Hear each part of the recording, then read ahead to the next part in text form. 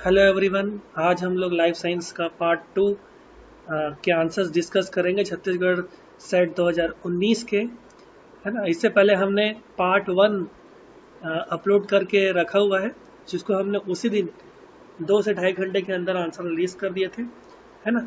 उसमें फीडबैक अच्छी मिलने की वजह से हम लोग सेकेंड पार्ट को आज डिस्कस करेंगे। जो पहला क्वेश्चन है वो एम्ब्रियोजेनेसिस के ऊपर क्वेश्चन है ना। तो एम्ब्रियोजेनेसिस में उसने अरेबिडोप्सिस के एम्ब्रियोजेनेसिस में पूछा है कि सेल इलॉन्गेशन एम्ब्रियोनल ऑक्सिस के बीच में और कॉटिलेडॉन के डेवलपमेंट के लिए, अरेबिडोप्सिस के लिए जो एम्ब्रियोजेनेसिस स्टेज है, कौन से स्टेज में कॉटिलेडॉन्स का डेवलपमेंट होता है। ठीक है, इसके लिए मैं आपके पास एक्सप्लेनेशन एक बहुत अच्छा सा है कि अगर मैं स्टेजेस ऑफ डेवलपमेंट बोलूँगा तो अरेबिडोप्सिस में प्री ग्लोबुलर स्टेज होगा, फिर ग्लोबुलर स्टेज होगा, फिर हार्ट स्टेज होगा, फिर टॉर्पिडल स्टेज होगा। ये डायग्राम से आप देख सकते हैं कि जो भी फर्टिलाइज्ड एग है ना, उसमें ट्रांसवर्स डिवीजन होगा। इसमें से एक एपिकल सेल बनेगा, टर्मिनल सेल बनेगा, बेसल सेल बनेगा, और बेसल सेल पूरे ट्रांसवर्स डिवीजन की मदद से सस्पेंसर सेल्स बनाता है। ठीक है, उसके बाद क्या होता है, एपिकल सेल्स या टर्मिनल सेल्स में डिवीजन होंगे, और सबसे पहले वो प्री ग्लोबुलर स्ट्रक्चर बनाएगा, है ना। एक ग्लोबुलर स्ट्रक्चर बनाएगा। उससे पहले वाले स्टेजेस को अपन क्या बोले, pre globular stage. Pre globular stage के बाद ग्लोबुलर स्टेज आएगा। उसके बाद कॉटिलेडॉन का फॉर्मेशन करने के लिए ये थोड़ा सा globular stage heart shape type का हो जाता है। तो कॉटिलेडॉन्स का डेवलपमेंट बोलूँगा तो मैं बोलूँगा कि वो इसका एक्सिस जो है कॉटिलेडॉन्स अच्छे से हार्ट स्टेज में देखने को मिल जाएगा। ग्लोबुलर स्टेज में देख सकते हो कि ओरिजिनल डिवीजन सस्पेंसर सेल बनेगा, है ना, और बाकी प्रीकर्सर सेल्स जो मैंने टर्मिनल सेल्स बताया, ग्लोबुलर सेल्स बताया, वो बाकी रूट के प्रीकर्सर सेल्स बनाएंगे। उसके बाद ग्लोबुलर स्टेज में रेडियल सिमेट्री होती है ना, और हार्ट स्टेज में अपने को कॉटिलेडॉन और एक्सिस फॉर्मेशन देखने को मिल जाएगा। ठीक है, और टॉर्पिडो स्टेज में कंप्लीट ग्रोथ और मॉर्फोजेनेसिस की प्रोसेस कंप्लीट हो जाती है। तो इसके हिसाब से मेरा जो आंसर आएगा वो आएगा अरेबिडोप्सिस के लिए हार्ट स्टेज। ठीक है, अगला मैंने एक्सप्लेनेशन रखा हुआ था, लेकिन वो ज़्यादा अच्छा एक्सप्लेनेशन था, इस कारण से मैं इसको ले लिया। ठीक, अगला क्वेश्चन देखेंगे तो थोड़ा रिपेयर के ऊपर क्वेश्चन है ना। तो रिपेयर के ऊपर क्वेश्चन है तो वो बहुत इजी है मेरे ख्याल से। आजकल जो SOS रिपेयर है उसके ऊपर से बहुत सारे क्वेश्चंस आने लग गए हैं, है ना। तो SOS रिपेयर के ऊपर क्वेश्चन आने लग गए तो उसमें रैक ए प्रोटीन रेस्पॉन्सिबल होता है। इनमें से पूछा है कि इक्वलाई में रैक ए रिकॉम्बिनेशन और रिपेयर के लिए रेस्पॉन्सिबल है। DNA B प्रोटीन जो है वो अनवाइंडिंग के लिए रेस्पॉन्सिबल, बिल्कुल सही बात है। उससे पूछा रैक ए और DNA B में क्या सही है, तो मैं बोल सकता हूँ, देखो आप सी ऑप्शन देखोगे तो मैं बोलूँगा कि DNA B अनकॉलिंग करने के बाद फर्दर री एनिलिंग के लिए रेस्पॉन्सिबल होता है। तो मैं इसको थोड़ा सा इस स्टेटमेंट को गलत मानूंगा, क्योंकि सिंगल स्ट्रैंडेड बाइंडिंग प्रोटीन इसके लिए रेस्पॉन्सिबल रहता है ताकि DNA फिर से आपस में नहीं जुड़ सके। ठीक है, और ये डी ऑप्शन बिल्कुल सही है, रैक ए प्रोटीन SOS रेस्पॉन्स में रेस्पॉन्सिबल है। अगर मैं इसके ऑप्शंस की तरफ जाऊंगा तो मेरे हिसाब से सी गलत है, तो जितने जगह भी सी है उसको मैं एलिमिनेट कर दूंगा। तो ए ऑप्शन और सी ऑप्शन दोनों ही ए और डी ऑप्शन दोनों ही एलिमिनेट हो गए, क्योंकि इसमें सी ऑप्शन प्रेजेंट है। ठीक है, अब देख सकता हूँ डी केवल एक ही ऑप्शन में प्रेजेंट है, और वो उसके साथ जो कॉम्बिनेशन है वो बी है। तो वो बिल्कुल सही बात बोला है, अगर म्यूटेशन DNA B प्रोटीन में हो जाएगा तो इक्वलाई सर्वाइव नहीं कर पाएगा। तो मेरे हिसाब से और इसका आंसर होना चाहिए BND। ठीक है, तो इसका आंसर मेरे तरफ से चल जाएगा बी और डी। एक मिनट, सॉरी, यहाँ पे मैंने गलत मार्क कर दिया। तो इसका जो ऑप्शन जाएगा बी और डी। ठीक है, तो ये सही करेक्ट ऑप्शन के अंदर इसका जो ऑप्शन है वो बी बिल्कुल सही है और डी उसका सही है। नेक्स्ट क्वेश्चन की तरफ चलते हैं। अगला क्वेश्चन भी थोड़ा सा डेवलपमेंट के ऊपर क्वेश्चन है, प्लांट डेवलपमेंट के ऊपर क्वेश्चन है। कि हम लोग को हैप्लॉइड प्लांट बनाते माइक्रोस्पोर मदर सेल्स का कल्चर करते हैं, ये बिल्कुल ही सही स्टेटमेंट है ना। और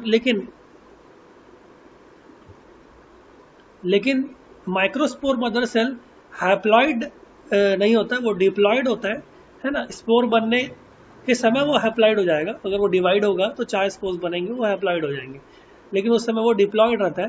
तो सेकंड स्टेटमेंट तो गलत है, तो फर्स्ट स्टेटमेंट तो सही है। तो ए करेक्ट होगा और बी इनकरेक्ट होगा। तो इसका आंसर आ जाएगा A is correct but B is incorrect. ठीक है, नेक्स्ट क्वेश्चन की तरफ चलते हैं। नेक्स्ट क्वेश्चन थोड़ा सा इकोलॉजी की तरफ है।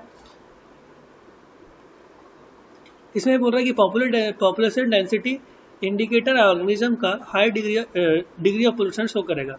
ये बिल्कुल सही बात है कि अगर ऑर्गेनिज्म ज़्यादा रहेंगे तो वो इंडिकेटर ऑर्गेनिज्म उस पोल्यूशन को इंडिकेट कर जाएगा। ठीक है, सेकंड रीज़न क्या बोल रहा है कि low BOD indicates less organic waste in the water. ये बिल्कुल सही बात है। अगर ऑर्गेनिक वेस्ट ज़्यादा होगा तो उसमें बायोलॉजिकल ऑक्सीजन डिमांड जो है, देखो ये भी एक चीज़ मैं बता देता हूँ, ये बायोलॉजिकल ऑक्सीजन डिमांड नहीं है ना, ये बायोकेमिकल ऑक्सीजन डिमांड है।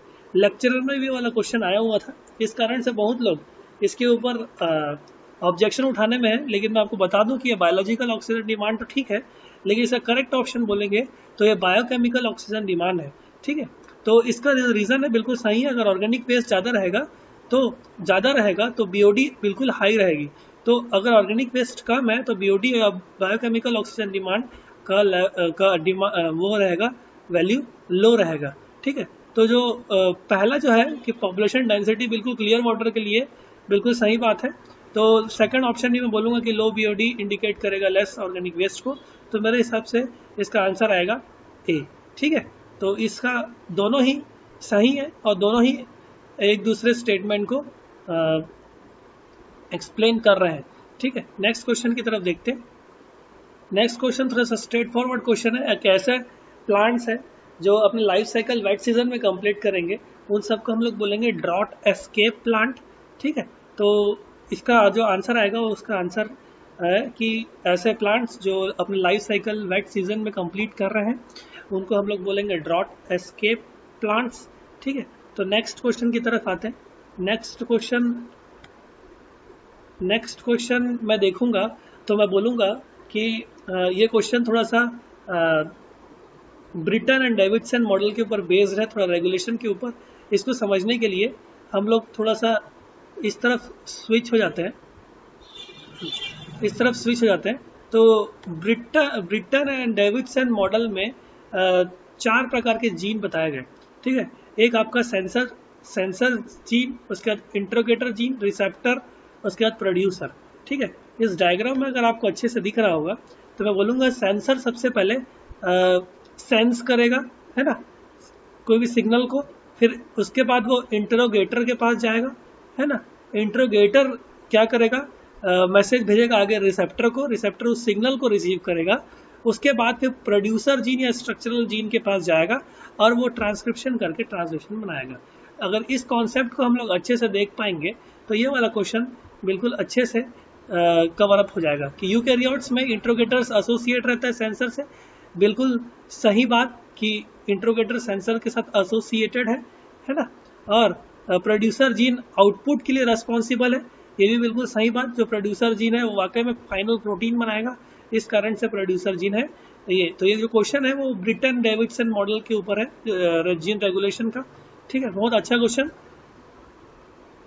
तो इसका आंसर क्या आएगा, दोनों ही करेक्ट है कि असर्शन और उसका रीजन बिल्कुल सही है ना।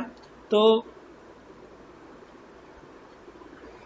ये बिल्कुल सही बात है, जीन रेगुलेशन का क्वेश्चन। तो इसके हिसाब से मेरा आंसर आएगा ए। अगला क्वेश्चन फिर इकोलॉजी के ऊपर, इन सिटू कंजर्वेशन के अंदर इनमें से कौन सा नहीं आएगा। तो tiger reserve, national park, sanctuaries, ये सब ही पूरे आपके इन सिटू कंजर्वेशन में आएंगे। और ये जो बॉटनिकल गार्डन है वो आपका एक्स सिटू कंजर्वेशन के अंदर आएगा। इस कारण से इसका जो आंसर आएगा वो डी रहेगा। नेक्स्ट क्वेश्चन की तरफ देख, तो अगला जो क्वेश्चन है वो ट्रांसलेशन के ऊपर बेस्ड क्वेश्चन है ना। तो इसमें प्रोटीन सिंथेसिस के बारे में कुछ कुछ राइबोसोम ज़रूरत होता है, need to be released from mRNA as well as dissociate into sub unit, है ना। ये प्रोसेस स्पॉन्टेनियसली नहीं होता, इसके लिए बहुत सारे प्रोटीन्स रिस्पॉन्सिबल होते हैं, ठीक है। तो सबसे पहले अपन लोग इसमें से पूछा कि स्टेटमेंट निम्न में से कौन सा स्टेटमेंट करेक्ट है ना। तो इसको जानने के लिए अगर मैं सी और डी ऑप्शन देखूंगा, इलॉन्गेशन फैक्टर 1 प्रमोट करता है डिसोसिएशन ऑफ राइबोसोम का, और इलॉन्गेशन फैक्टर 3 और 1 प्रमोट करता है डिसोसिएशन ऑफ राइबोसोम का, ठीक है। अगर मैं इसका एक्सप्लेनेशन दूंगा तो इलॉन्गेशन फैक्टर 1 है वो प्रिवेंट करेगा प्रीमेच्योर बाइंडिंग टीआरएनए का ए साइट के साथ, है ना, राइबोसोम के ए साइट के साथ, और इलॉन्गेशन फैक्टर 3 बाइंड कर जाएगा 30S सब यूनिट से, और प्रीमेच्योर एसोसिएशन के लिए 50S के साथ, ताकि बड़ा 50S और 30S सब यूनिट फिर से जुड़ नहीं जाए। इस वजह से मैं बोलूँगा कि वो प्रीमेच्योर का जो एसोसिएशन है उसको रोकता है। तो ये दोनों ही ऑप्शन गलत दिख रहे हैं जिसमें से सी और डी। तो बिल्कुल जो करेक्ट कॉम्बिनेशन होगा वो ए एंड बी होगा, जिसमें से RFR है राइबोसोम रिसाइकलिंग फैक्टर। जो राइबोसोम रिसाइकलिंग फैक्टर के बारे में अगर मैं आपको बताऊंगा, तो राइबोसोम रिसाइकलिंग फैक्टर जो है वो राइबोसोम को रिसाइकल करता है कंप्लीट प्रोटीन सिंथेसिस कंप्लीट करने के लिए। बैक्टीरियल सेल्स और यूकैरियोटिक सेल्स दोनों में ही पाए जाएंगे। और जो EFG बोला है वो इलॉन्गेशन फैक्टर G है, जो कि इलॉन्गेशन वाले प्रोसेस में मदद करता है ट्रांसलेशन में। इलॉन्गेशन फैक्टर G ये बहुत ही अच्छे अच्छे टॉपिक्स हैं जो बिल्कुल नेट भी इस क्वेश्चंस को पूछता है। तो आप इस चीज़ को अच्छे से याद रखेंगे तो मैं पूरा एक्सप्लेनेशन तो पूरा फोटो ट्रांसलेशन का कर नहीं पाऊंगा, तो मैं कोशिश कर रहा हूँ कि आपको एक्सप्लेनेशन मिल जाए। तो ए और बी दोनों ही ऑप्शन करेक्ट है, तो इसके लिए हमारा आंसर आएगा बी ऑप्शन। नेक्स्ट क्वेश्चन की ओर चलते हैं।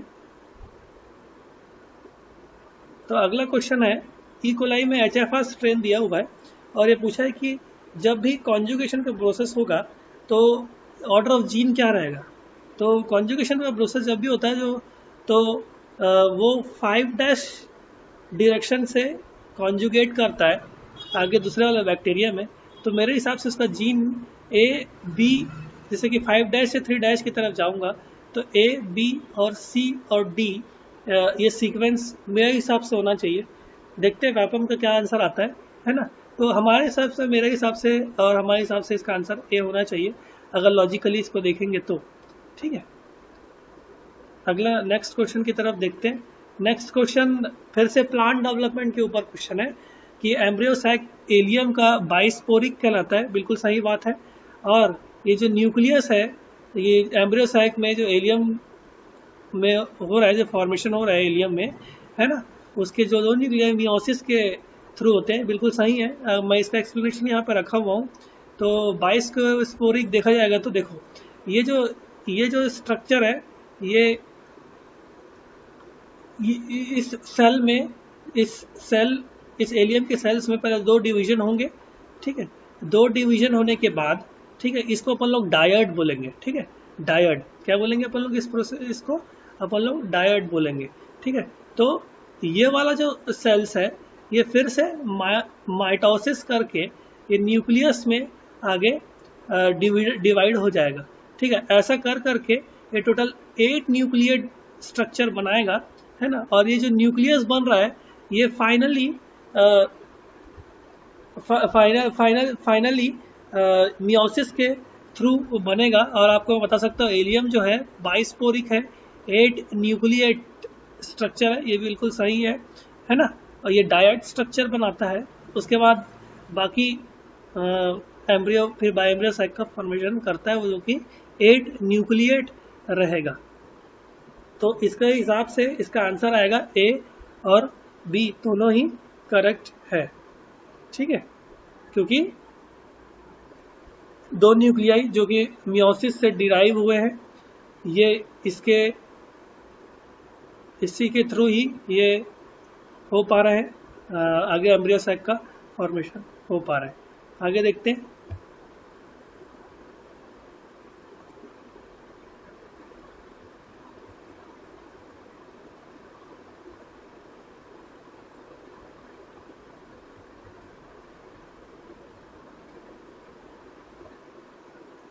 अगला क्वेश्चन के लिए अपने को थोड़ा सा आरएनए इंटरफेरेंस, एमआईआरएनए और एसआईआरएनए के ऊपर क्वेश्चन है। तो इसको मैं एक्सप्लेन करने के लिए यहाँ पे एक्सप्लेनेशन मैंने रखा हुआ है कि सबसे पहले एसआईआरएनए बनाने के लिए जो आरएनए है उसका सबसे पहले डाइसर के साथ क्लीवेज होगा, फिर उसके बाद फिर रिस्क के साथ उसका एसोसिएशन होगा। आरएनए इंटरफेरेंस की बात कर रहा हूँ, है ना। रिस्क के साथ एसोसिएशन होने के बाद, है ना, तो वो डबल स्ट्रैंडेड डीएनए का फॉर्मेशन करेगा, है ना। तो इसी बेस उसके बाद फिर उसमें क्लीवेज होगा और फिर वो पेयरिंग करवाएगा। तो इस सीक्वेंस को, इसको ध्यान से देख सकते हैं कि पहले डाइसर का प्रोसेसिंग हुआ, ठीक है। उसके बाद फिर रिस्क का एसोसिएशन हुआ, फिर रिस्क कॉम्प्लेक्स ने उसको मेल्ट किया, फिर बाद में ये आरएनए जाकर के साइलेंसिंग का प्रोसेस करेगा कॉम्प्लीमेंट्री पेयरिंग के साथ। तो इसके हिसाब से जो आंसर बैठेगा, तो सबसे पहले क्या हुआ, double standard DNA cut down हुआ डाइसर से, सबसे पहला बिल्कुल सही बात, एकदम सही है। इसको थोड़ा सा जूम कर लेते हैं, ठीक। उसके बाद फिर रिस्क कॉम्प्लेक्स आएगा, फिर जो डबल स्टैंडर्ड डीएनए था उसको सिंगल स्टैंडर्ड डीएनए में कन्वर्ट कौन किया, रिस्क कॉम्प्लेक्स। आप देख सकते हो कि जो डबल स्टैंडर्ड था उसको कन्वर्ट सिंगल स्टैंडर्ड में कौन किया, रिस्क कॉम्प्लेक्स ने किया। तो रिस्क कॉम्प्लेक्स ने कन्वर्ट करने के बाद तो ए के बाद कौन सा ऑप्शन आना चाहिए, सी आना चाहिए। ए के बाद सी आना चाहिए, उसके बाद फिर बी आना चाहिए, फिर एमआरएनए को क्लीव किया, है ना। क्लीवेज करने के बाद आपको होगा कॉम्प्लीमेंट्री पेयरिंग। तो इसका जो सीक्वेंस बैठ रहा है वो बी ऑप्शन में बिल्कुल सही बैठ रहा है ना। तो इसका जो आंसर रहेगा वो रहेगा आपका बी। आरएनए इंटरफेरेंस के ऊपर क्वेश्चन, सबसे पहले डाइसर आया, है ना। डाइसर आने के बाद रिस्क आया, रिस्क ने कन्वर्ट किया double standard single standard, mRNA cleave किया, एमआरएनए क्लीव करने के बाद कॉम्प्लीमेंट्री पेयरिंग किया उस आरएनए का विथ एमआरएनए, और आरएनए साइलेंसिंग को आगे बढ़ाया, ठीक। अगला अपन देखते हैं। अगला क्वेश्चन थोड़ा सा कंट्रोवर्शियल है मेरे हिसाब से भी, और बाकी लोग भी इसका आंसर नहीं दे पा रहे हैं। मेरे हिसाब से मैं अभी तक तो मैंने इसका आंसर सेटिस्फाइड तरीके से देखा ही नहीं है ना। तो ये मार्कर्स के ऊपर क्वेश्चन है, RFLP, RAPD, AFLP, SSR, ठीक है। पूरे टेक्निक्स फिंगरप्रिंटिंग में यूज होंगे, बिल्कुल सही बात, ठीक है। ये भी बात सही है कि RFLP और SSR से एलिलिक वेरिएशन देखा जा सकता है, लेकिन केवल इससे नहीं। मैं बोल सकता हूँ कि AFLP भी वैसा टेक्निक है जिससे एलिलिक वेरिएशन देखा जा सकता है, ठीक है। लेकिन RFLP में और RAPD में रेडियो एक्टिव टेक्निक यूज नहीं होता, तो सी ऑप्शन तो बिल्कुल ही गलत है। लेकिन पॉलीमरेज चेन रिएक्शन अपने को इन टेक्निक्स में यूज रहता है। देखिए कई लोग, ऐसा भी हो सकता है कि कई लोग सोच रहे होंगे कि RFLP जो है उसमें PCR की टेक्निक नहीं है। मैं आपको बता दूं, NCBI की रिपोर्ट है कि वो PCR RFLP भी एक टेक्निक है जिसमें RFLP में PCR की जरूरत पड़ती है। तो मेरे हिसाब से इसका आंसर A और D बिल्कुल सही होना चाहिए। इस कारण से मैं इसका आंसर जो लिया हूँ वो D ऑप्शन लिया हूँ। तो मेरे हिसाब से इसका आंसर D है। लॉजिकली मैं बोल सकता हूँ उस NCBI रिपोर्ट की मदद से भी कि RFLP में PCR रेस्पॉन्सिबल है, इस कारण से अपन लोग PCR RFLP चाहिए। अगर आपको कोई दिक्कत है तो आप लोग कमेंट बॉक्स में अपना कमेंट कर सकते हैं। नेक्स्ट क्वेश्चन को भी मैं बोलूँगा कि ओजोन पोल्यूशन में लीफ का इंडिकेशन किसका है। इसका दो आंसर लिया जा सकता है। ये क्वेश्चन भी एक एग्जाम में आया हुआ है। इसके दो ऑप्शन हो सकते हैं, एक इंटरकोस्टल ब्रॉन्जिंग या फिर सी ऑप्शन। देखते हैं व्यापम कौन सा ले सकता है। मेरे हिसाब से इसके दो ऑप्शन सही होंगे, ठीक है। अगला बिल्कुल इजी क्वेश्चन, पैरासाइटोलॉजी से क्वेश्चन, और मैं आपको बता दूं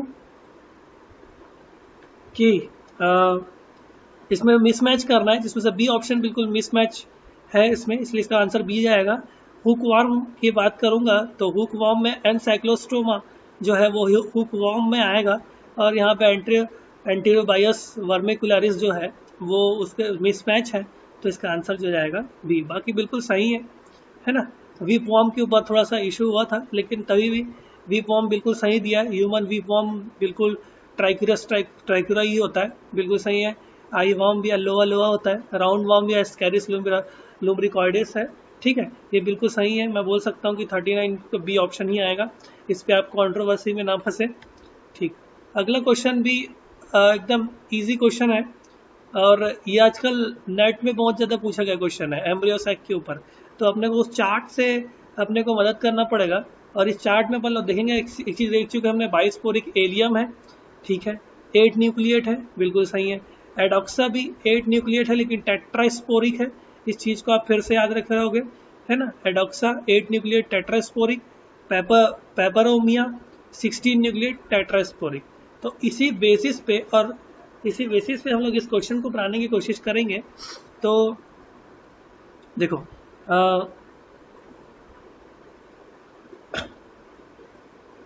मोनोस्पोरिक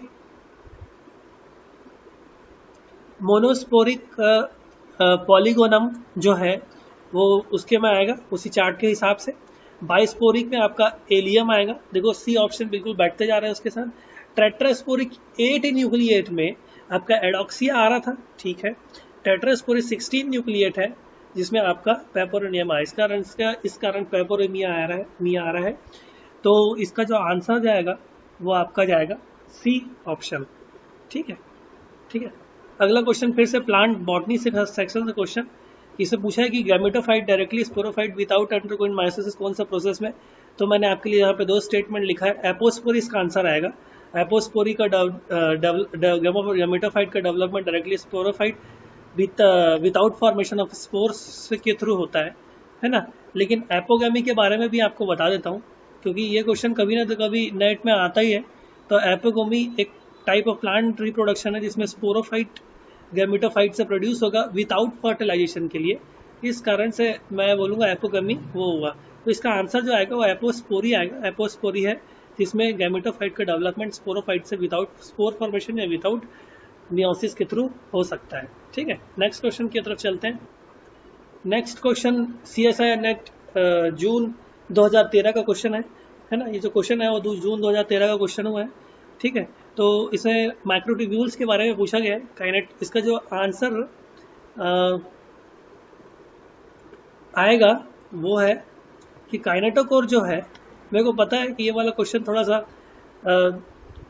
गलत बताया गया है कई आंसर्स को, ठीक है।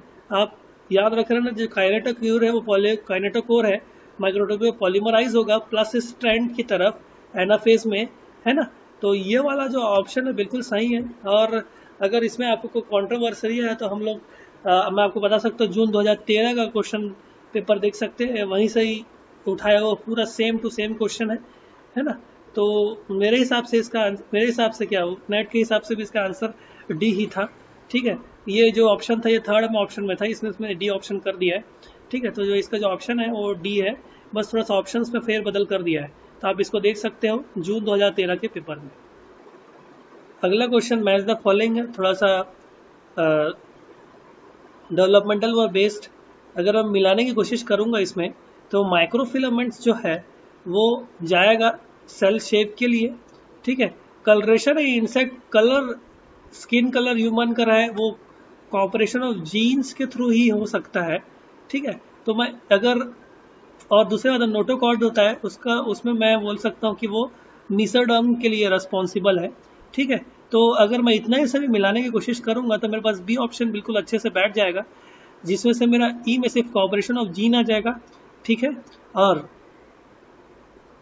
डी में मिजोरम आ जाएगा और सी का 1 आ जाएगा। तो बी ऑप्शन बिल्कुल इसमें सही रहेगा इस मैच द फॉलोइंग। तो आप देख सकते हो कि हम थोड़ा सा कुछ मैच द फॉलोइंग में कुछ फैक्ट्स जानने की वजह से भी हम लोग बाकी चीज़ों का सही मिलान कर सकते हैं। तो हम लोग इसी के साथ आगे नेक्स्ट क्वेश्चन की तरफ बढ़ते हैं। अगला क्वेश्चन आप लोग नेचुरल सिलेक्शन के ऊपर लिया गया है, ठीक है। तो इनमें से कौन सा बेस्ट डिफाइंड है, सीधी सी बात है डिफरेंशियल सक्सेस इन रिप्रोडक्शन। जो अच्छे से रिप्रोड्यूस कर पाएगा वो डोमिनेट कर पा जाएगा और डोमिनेट करने वाले जीन, डोमिनेट करने वाले ऑर्गेनिज्म के हिसाब से वो नेचुरली एक्सेप्ट हो जाएंगे। तो मेरे हिसाब से इसका आंसर आएगा डिफरेंशियल सक्सेस इन रिप्रोडक्शन, ठीक है। नेक्स्ट क्वेश्चन की तरफ देखते हैं। ये प्लियो हर्ब, थोड़ा बॉटनी का क्वेश्चन, इसमें इसका आंसर आएगा कौन सा रिकॉर्डेड प्लियो हर्ब है। पिपरेल्स ऐसा फैमिली है जिसमें प्लियो हर्ब्स आएंगे। ठीक है, नेक्स्ट क्वेश्चन की तरफ चलते हैं कि बैक्टीरिया में जिनके पास सेल न्यूक्लियस लैक करते हैं उनका सेल साइकिल कितने पीरियड्स में डिवाइडेड है, तो मैं बोल सकता हूँ BCD। बिल्कुल अच्छे से आप देख सकते हो, इसका आप सर्च भी कर सकते हो, आपको BCD पीरियड्स दिख जाएंगे। ठीक है, तो इसका आंसर जो आएगा BCD, बी ऑप्शन बिल्कुल सही रहेगा इसका, है ना। तो अगला वाला क्वेश्चन के लिए मैं थोड़ा सा होल्ड में रखना चाहूँगा, मेरे को पता नहीं कि मेरे को अभी भी इस क्वेश्चन में थोड़ा सा प्रॉब्लम नज़र आ रहा है। तो viral DNA cannot be attacked by DNA digesting enzyme, ये बात मेरे को थोड़ा सा 60-70% बस सही लग रहा है। ये वाला सही है कि रीज़न कि अनयूजुअल बेसिस प्रेजेंट रहेंगे वायरल DNA में। ठीक है, तो मेरे को थोड़ा सा ये वाला क्वेश्चन डाउटफुल लग रहा है, इस कारण से मैं इस क्वेश्चन को होल्ड में रखना ज़्यादा सही समझूंगा। अगला क्वेश्चन tRNA के ऊपर क्वेश्चन है ना, बहुत इजी क्वेश्चन कि भाई करेक्ट एमिनो एसिड tRNA के पास आया कि नहीं आया, इसको कैसे अपन देख सकेंगे। तो इसको चेक करने के लिए मैंने एल्बर्ट का रेफरेंस लिया है। देखो tRNA के पास एक सिंथेसिस या कैटालिटिक, tRNA सिंथेटेज के पास एक सिंथेसिस साइट होगा, एक कैटालिटिक साइट होगा, और उसको एडिट करने के लिए कि सही चीज आया है कि नहीं आया है, उसको एडिट करने के लिए उसके पास एडिटिंग साइट रहेगा। तो इसके पास 2 पॉकेट्स हैं जिसमें वो एडिट करेगा प्लस सिंथेसिस करेगा। तो उसका ये क्वेश्चन के ऊपर बेस्ड क्या क्वेश्चन है कि भाई जो tRNA सिंथेटेज है वो करेक्ट एमिनो एसिड, सही बात है कि भाई बहुत सारे सिमिलर स्ट्रक्चर है वैलिन और आइसोल्यूसिन, इसको पहचानने में भी, इसको अच्छे से सही करने के लिए कौन सा रेस्पॉन्सिबल पॉकेट्स रेस्पॉन्सिबल है tRNA सिंथेटेज के लिए, क्योंकि इसी से ही इसका अमीनो एसिड का एक्टिवेशन होगा। अमीनो एसिड का एक्टिवेशन होने की वजह से फिर ये आगे प्रोटीन सिंथेसिस को प्रोसीड करेगा। ठीक है, तो कैटालिटिक पॉकेट और एडिटिंग पॉकेट ही इसके लिए मेन रेस्पॉन्सिबल है। तो इसका बिल्कुल सही आंसर जाएगा A एंड B। ठीक है, इसका आंसर आप A एंड B ले सकते हैं, रेफरेंस है इसका एल्बर्ट का, है ना। अगर आपको कोई भी दिक्कत आ रहा है तो आप बिल्कुल इस चीज को सही कर सकते हो। अगला वाला क्वेश्चन थोड़ा सा मेरे लिए 2 ऑप्शन सही होना चाहिए। देखो प्राइमरी कॉन्स्टिट्यूएंट ऑफ सेल क्या क्या हो सकते हैं, मैं बोल सकता हूँ कार्बोहाइड्रेट, लिपिड्स, ये सब सेल के लिए रिजर्व मटेरियल प्रेजेंट रहता है। इस कारण से मैं बोल सकता हूँ इसका आंसर कार्बन भी आ सकता है, लेकिन मैं बोल सकता हूँ कि वाटर भी हो सकता है। तो मैं इस क्वेश्चन को मैं थोड़ा सा होल्ड में लेना चाहूँगा, देखते हैं कि आंसर व्यापम कौन सा लेता है। हो सकता है कि व्यापम आंसर साइटोप्लाज्म भी ले ले, तो मेरे हिसाब से मैं इस क्वेश्चन को होल्ड में रखना चाहूँगा। अगला क्वेश्चन अच्छा क्वेश्चन है ना। ट्रांसजीन को इंट्रोड्यूस किया जाएंगे। मैं आपको बता दूं NCBI की बहुत अच्छी रिपोर्ट है कि क्लोरोप्लास्ट ट्रांसफॉर्मेशन से ट्रांसजीन का एक्सप्रेशन बिल्कुल हाई हुआ है। ठीक है, और इस क्लोरोप्लास्ट के पास multiple copies of circular DNA present रहता है, ये भी सही बात है। और मैं बोल सकता हूँ क्लोरोप्लास्ट के पास लगभग 100 कॉपीज सर्कुलर DNA का प्रेजेंट रहता है। तो दोनों ही स्टेटमेंट बिल्कुल सही है, तो इसका आंसर जो आएगा both A and B are correct. Next question की तरफ चलते हैं। नेक्स्ट क्वेश्चन को सॉल्व करने के लिए हम लोग को थोड़ा सा डेल्टा G इन सब रिएक्शंस के देखने पड़ेंगे।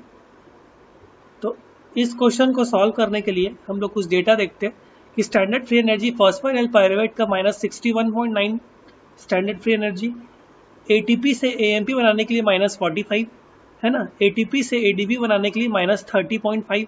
तो उसके बाद फिर डेटा के हिसाब से तो मेरे हिसाब से इसका आंसर आएगा B, क्योंकि C सबसे पहले आएगा, उसके बाद फिर B आएगा, उसके बाद फिर A आएगा। तो standard free energy increasing order में मेरे हिसाब से इसका आंसर है B। बिल्कुल सही है, मतलब डेटा के हिसाब से अगर आप उस प्रूफ को भी दिखा सकते हो, इंक्रीजिंग ऑर्डर पे बोला हुआ है।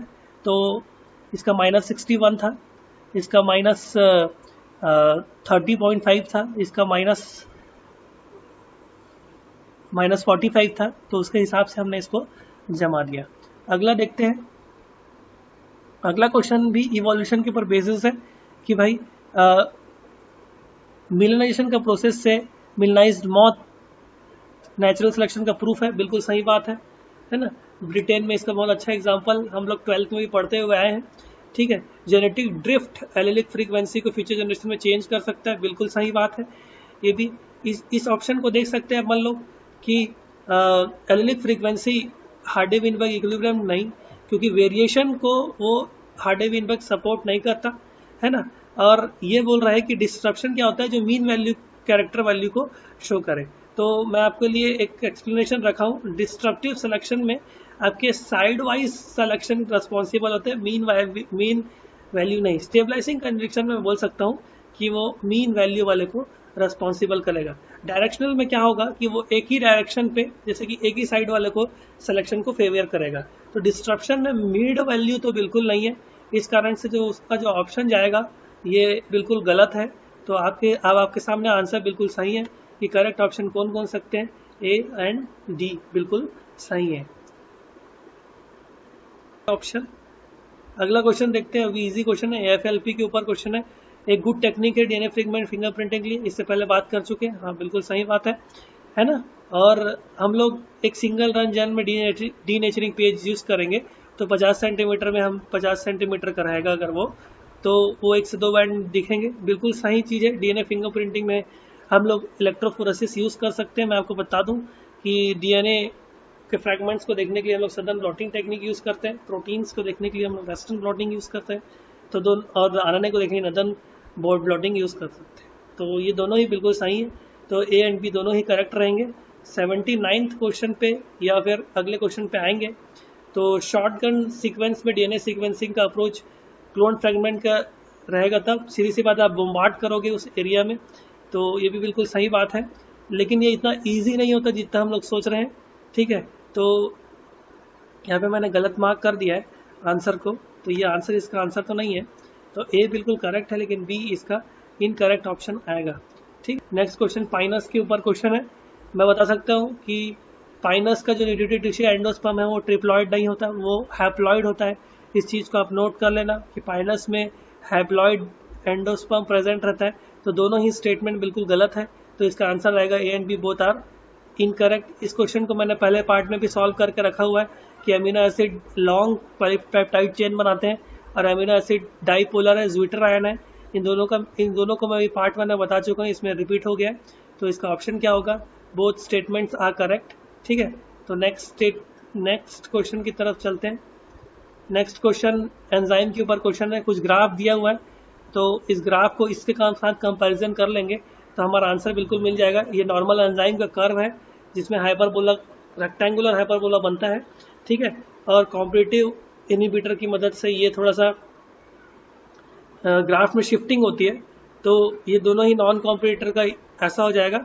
और ये वाला इसी चीज़ को मार्क करके उसने एंजाइम का क्वेश्चन बनाया, जिसमें से एक्स हमारे लिए नॉर्मल एंजाइम होगा। सेम ग्राफ को आप रेफर कर सकते हैं, वाई आपके लिए कॉम्पिटिटिव रहेगा और जेड आपके लिए नॉन कॉम्पिटिटिव इनहिबिटर रहेगा।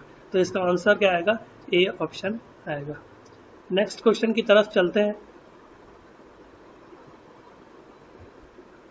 तो नेक्स्ट क्वेश्चन है वो थोड़ा सा जियोलॉजिकल टाइम स्केल के ऊपर बेस्ड है। तो इसमें रायना दिया है, रायना मैं बोल सकता हूँ कि वो डिवोनियन का है। विलियम सोनिया मैं अंदाज लगा सकता हूँ कि ये अगर मेरे को नहीं पता है तभी भी मैं लगा सकता हूँ अंदाज कि विलियम सोनिया अगर मेरे को पता है कि जिम्नोस्पर्म है, तो मैं बोल सकता हूँ कि ये जुरासिक पीरियड को, क्योंकि लेटेस्ट पीरियड में ही होगा ना, डिवोनियन पहले वाला था, कार्बोनिफेरस भी पहले ही था, तो जुरासिक लेटेस्ट है। तो ये सब पूरे जिम्नोस्पर्म तो सबसे बाद में ही आया होगा, इस कारण से जुरासिक पीरियड आना चाहिए सी का, ठीक है।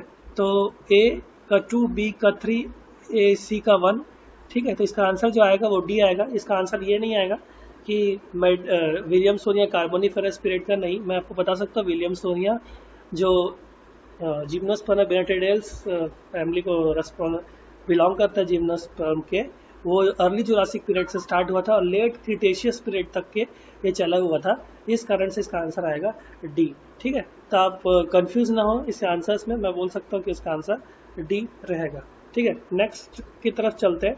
अगला क्वेश्चन थोड़ा सा इकोलॉजी के ऊपर फिर से बेस्ड है।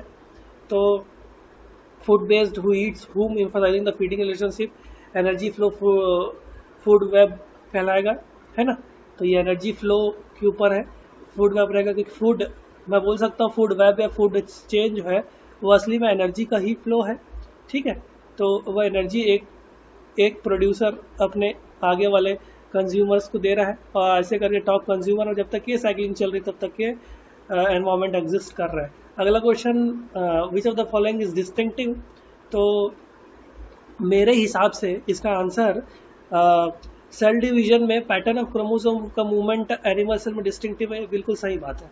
लेकिन यूबिक्यूटिन पाथवे मैं बोलूँगा कि ये एनिमल सेल्स में भी यूबिक्यूटिन डिपेंडेंट पाथवे होते हैं और प्लांट सेल्स में भी होते हैं। तो मेरे हिसाब से इसका answer A correct but B incorrect होना चाहिए। बाकी देखते हैं अपन व्यापम क्या इसका आंसर लेता है, हो सकता है कि मैं गलत हूँ, लेकिन मेरे हिसाब से इसका आंसर बी ऑप्शन आना चाहिए, ठीक है। तो नेक्स्ट क्वेश्चन की तरफ चलते हैं। नेक्स्ट क्वेश्चन भी बॉटनी से लिया हुआ क्वेश्चन है, थोड़ा सा जोड़ी मिलाने की कोशिश करेंगे, मैचिंग करने की कोशिश करेंगे। देखो, एम्फीगेस्ट्रिया हिपैटोकॉप्सिडा का कैरेक्टर है। इंटीग्यूमेंट आप सभी लोग ने मार लिया होगा कि ओव्यूल जिम्नोस्पर्म में हमको देखने को मिला। अगर दो ऑप्शन को अगर मिला लेंगे तो डी ऑप्शन एक ऐसा ऑप्शन है जिसमें ये दो ऑप्शन बिल्कुल अच्छे से बैठ पा रहे हैं, ठीक है। तो ये डी ऑप्शन इसका आंसर रहेगा। तो लिग्यूल का आंसर हो जाएगा लैकोप्सिडा, एम्फीगेस्ट्रिया हिपैटिकोप्सिडा, ठीक है, और इंटीग्यूमेंट जिम्नोस्पर्म, फिलिकोप्सिडा में आएगा इंड्यूजम, ठीक है। तो ऐसा branch of science, next question की तरफ चलते हैं। ब्रांच ऑफ साइंस जो ह्यूमन रेस के इम्प्रूवमेंट में डेवलप कर रहा है उसका अपन लोग यूजेनिक्स बोलेंगे। तीन टर्म हमारे पास कंफ्यूजिंग है, यूजेनिक्स, यूथेनिक्स। तो इन तीनों टर्म को एक्सप्लेन करने के लिए मैंने यहाँ पे स्टेटमेंट्स लिखे हुए हैं। तो यूजेनिक्स क्या है? ब्रांच ऑफ बायोलॉजी जो इम्प्रूवमेंट ऑफ ह्यूमन रेस को रिस्पॉन्सिबल करेगा हेरिडिटी लॉस के ऊपर। यूफेनिक्स ब्रांच ऑफ बायोलॉजी है, वो इम्प्रूवमेंट के लिए मदद करेगा ह्यूमन रेस के लिए ड्रग ट्रीटमेंट की मदद से, या जेनेटिक इंजीनियरिंग के लिए अपन लोग क्या करेंगे, यूफेनिक्स, है ना, ड्रग ट्रीटमेंट की मदद से, है ना। और यूथेनिक्स क्या हो सकता है? इम्प्रूवमेंट है ह्यूमन फंक्शनिंग का और वेलबीइंग का लिविंग कंडीशंस के थ्रू। ये स्टडी क्या कहलाएगा? यूथेनिक्स। तो यूजेनिक्स, यूफेनिक्स और यूथेनिक्स, ठीक है। तो हमारे हिसाब से ब्रांच ऑफ बायोलॉजी जो इम्प्रूवमेंट ऑफ ह्यूमन रेस की रिस्पॉन्सिबल रहेगा वो यूजेनिक्स आएगा। तो उसका आंसर जो आएगा वो बी ऑप्शन बिल्कुल उसका सही है, ठीक है। अगला क्वेश्चन कैंसर्स के ऊपर क्वेश्चन है। मैलिग्नेंट ट्यूमर जो कनेक्टिव टिश्यू से डिराइव होगा उसको हम लोग क्या बोलेंगे? सारकोमा, ठीक है। सारकोमा लिम्फ नोड से होने वाला लिम्फोमा, ठीक है। तो sarcoma straight forward question. Malignant tumour connective tissues में होने वाले आपने वो क्या कहलाएंगे? बोन्स में, जैसे बोन्स में हो गए तो मैं उनको नहीं, बोन्स में होंगे तो मैं उनको बोलूंगा कि वो ऑस्टियोमा कहलाएगा, ठीक है। ऐसे कर करके अलग अलग पार्ट्स के, जैसे मसल्स में हो गया तो मायोमा कहलाता है। तो वैसे ही मैलिग्नेंट ट्यूमर कनेक्टिव टिश्यूज या ब्लड की बात करूंगा तो वो सारकोमा कहलाता है। उसमें से एक बहुत अच्छा एग्जांपल कैपोसी सारकोमा भी है, इसी पेपर में पूछा गया क्वेश्चन, है ना। ऐसे बहुत सारे सारकोमा आपको पता चलेंगे तो मैं बोल सकता हूँ कि वो कनेक्टिव टिश्यू का मैलिग्नेंट ट्यूमर क्या होगा? जो स्प्रेड हो सके, है ना, और जो अनकंट्रोल ग्रोथ है लेकिन स्प्रेड नहीं हो रहा है तो उसको मैं क्या बोलूंगा? बिनाइन ट्यूमर बोलूंगा। और मैलिग्नेंट ट्यूमर क्या होंगे? जो स्प्रेड या मेटास्टैटिक कैंसर बोलूंगा ना, कि वो अपने एक जगह छोड़ करके दूसरे जगह लिवर में जाके इफेक्ट करे, तो वो मैलिग्नेंसी या मेटास्टैटिक कैंसर कहलाएगा। और ये cancer last stage of cancer रहता है, इसमें ट्रीटमेंट होना थोड़ा सा मुश्किल होता है, ठीक है। बाकी हम कीमोथेरेपी के थ्रू उसके इलाज करने की कोशिश करते हैं, ठीक है। तो अगला क्वेश्चन भी टेक्निक से ऊपर क्वेश्चन है। तो एसडीएस है, तो एसडीएस का मिलान करूंगा तो एक डिटर्जेंट है कैटानाइक डिटर्जेंट है, सोडियम ब्रोडासिल सल्फेट, है ना। ईडीटी एक कीलेटिंग एजेंट है, ठीक है। तो इतना ही अगर मेरे को आपको पता है तो मैं बोल सकता हूँ सी ऑप्शन बिल्कुल सही बैठेगा इसमें। सी ऑप्शन इसलिए क्योंकि सी का 1 जा रहा है, ए का 3 जा रहा है, ठीक है। तो ये पूरे एक ही ऑप्शन है। देखो अगर आप लोग को SDS का कैटेनिक डिटर्जेंट ये भी पता होता तो अभी इसका आंसर बिल्कुल आराम से मार सकते थे, है ना। और सी टैब DNA सेपरेशन करने के लिए यूज़ किया जाता है। प्लांट में सबसे अच्छा लीव से सेपरेट करने के लिए DNA को सी टैब मेथड बहुत ही इम्पॉर्टेंट है, जो कि रिमूव प्रोटीन को रिमूव करने के लिए मदद करता है ताकि DNA सैंपल्स में आकर के कंटामिनेशन नहीं कर सके। तो इसका जो आंसर जाएगा वो आपका सी जाएगा। नेक्स्ट क्वेश्चन की तरफ चलते हैं। अगला क्वेश्चन, इकोलॉजिकल डोमिनेंट्स क्या होते हैं? जिनका मेजर कंट्रोल इन्फ्लुएंसिंग होता है। बिल्कुल सही बात है ना, जो कम्युनिटी में लीव करेंगे, डोमिनेट करेंगे तो लीव करेंगे, ठीक है। और जो एनवायरमेंट जो अपने सर्वाइवल के लिए अपने दूसरे स्पीशीज को ग्रो करने नहीं देंगे, ये बिल्कुल सही है तीनों स्टेटमेंट। तो इसका आंसर जो आएगा वो ए ऑप्शन आना चाहिए, ठीक है। अगला क्वेश्चन ज्योग्राफी का क्वेश्चन है, तो इसका एक्सप्लेनेशन देने के लिए ज्योग्राफी का कंसल्ट करना पड़ेगा। तो मैं बोल सकता हूँ जो इसका आंसर आएगा, जो इसका सीक्वेंस है उसका जो आंसर आएगा वो डी ऑप्शन आएगा। मैंने भी इसको ज्योग्राफी के हमारे सर है हमारे कोचिंग में, उनसे पूछा गया है। तो ज्योग्राफी से क्वेश्चन थोड़ा सा PSC लेवल का क्वेश्चन। अगला क्वेश्चन है कि डेवलपमेंट में बायलैटरल मेरोब्लास्टिक क्लीवेज किसमें पाया जाता है? स्ट्रेट अवे आंसर है इसका मोलस्क इसका आंसर रहेगा। और मैं आपको बता दूं कि डेवलपमेंटल बायोलॉजी बहुत इंपॉर्टेंट है और हमारे कोचिंग में इसको हम लोग स्टार्ट करने वाला है इसी महीने में। तो अगर आप लोग इच्छुक हैं तो आप हमारे पास कांटेक्ट कर सकते हैं, ठीक है। और आप P2 सक्सेस वेबसाइट में जा कर के गूगल में सर्च करेंगे तो आपको मिल जाएगा और हमको लोकेट कर सकते हैं और कांटेक्ट कर सकते हैं, ठीक। तो नेक्स्ट क्वेश्चन भी इजी है एकदम, थोड़ा सा दिमाग लगाने से ये क्वेश्चन सॉल्व हो जाएगा, क्योंकि बहुत सारे स्टेटमेंट है तो इससे घबराना नहीं चाहिए। देखो अगर मैं एक स्टेटमेंट को ही पकड़ूंगा सी ऑप्शन को, तो एट्रियम डिराइव होगा एंडोडर्म से। और मैं आपको बता दूं जो हार्ट है वो मीजोडर्म से डिराइव्ड रहता है, ठीक है। तो जहां पे सी ऑप्शन रहेगा वो ऑप्शन इनकरेक्ट रहेगा। तो आप देख सकते हो कि A, B और C तीनों में ही सी ऑप्शन गलत है, ठीक है, मतलब प्रेजेंट है। तो बचा ऐसा कौन सा ऑप्शन जिसमें सी ऑप्शन इन्वॉल्व नहीं है? वो डी ऑप्शन है। तो B, D और F बिल्कुल सही स्टेटमेंट है इसका, और स्टेटमेंट वाइज भी जाएंगे तो बिल्कुल B, D, F बिल्कुल सही है। तो आप थोड़ा सा डेवलपमेंट के ऊपर क्वेश्चन, और इसका आंसर जो जाएगा वो डी ऑप्शन जाएगा। फोटो रेस्पिरेशन किसका कैरेक्टरिस्टिक फीचर है? मैं बोलूँगा C3 प्लांट्स का कैरेक्टरिस्टिक फीचर है। तो ये इसका photo respiration is a character feature of C3 plants, ये भी बिल्कुल सही है। अगला क्वेश्चन प्लांट फिजियोलॉजी से क्वेश्चन है, तो मैड बॉक्स कंटेनिंग जीन्स के लिए कौन से सिग्नल रेस्पॉन्सिबल है? तेज एंड जाइगर का रेफरेंस मैंने रेफर फिलहाल किया नहीं है, लेकिन तेज एंड जाइगर का रेफरेंस करूंगा। तो रूट, सीड, फ्लावर और फ्लोरल आइडेंटिटी के लिए मैड बॉक्स जीन्स रेस्पॉन्सिबल रहते हैं, A एंड B। थोड़ा सा क्वेश्चन को लेवल को उठा करके पूछा गया क्वेश्चन। मैं बोल सकता हूँ कि ये क्वेश्चन नेट पे पूछा गया होगा, मैंने सर्च नहीं किया है। तो ऐसा एजेंट जो डेवलपमेंटल एनोमैलिटीज को इनिबिट करे, उसको अपन लोग बोल सकते हैं, मतलब डेवलपमेंटल इफेक्ट्स को इनिबिट करें, जैसे कि एम्ब्रियो का डेवलपमेंट इनिबिट कर दे, उसको हम लोग टेराटोजेंस बोलते हैं, ठीक है।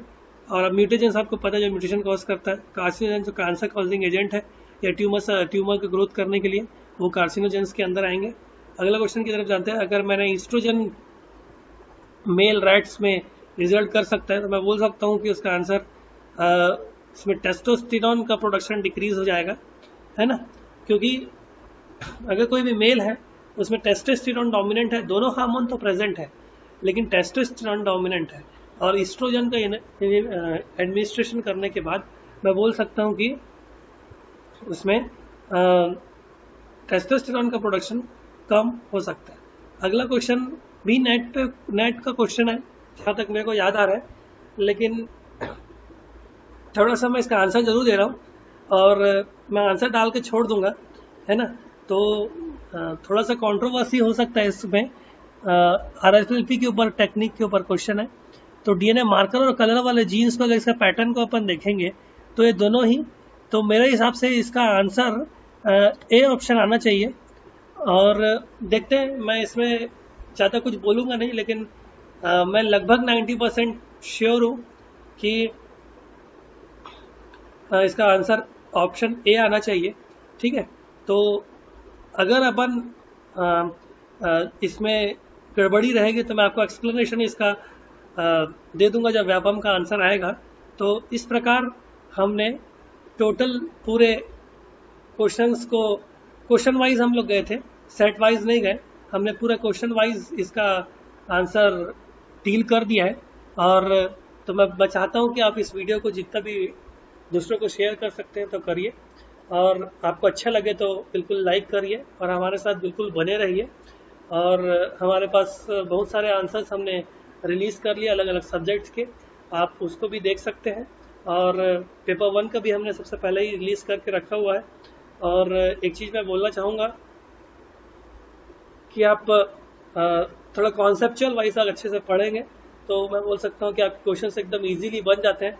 और हमारे द्वारा दिए गए आंसर में +5 -5 का अंतर हो सकता है। तो अगर आपको कुछ भी दिक्कत लग रहा है तो आप कमेंट बॉक्स में देखिए और हमसे जुड़ने की कोशिश करिए, ताकि हम लोग जितने ज़्यादा क्वेरीज रहेंगे, अगर क्वेरीज ज़्यादा रहेंगे तो हम लोग अलग से वीडियो बना देंगे उस क्वेरीज के ऊपर भी। ठीक है, तो आप सभी का बहुत बहुत धन्यवाद। आप बिल्कुल हमारे साथ बने रहिए। बहुत बहुत धन्यवाद आपका।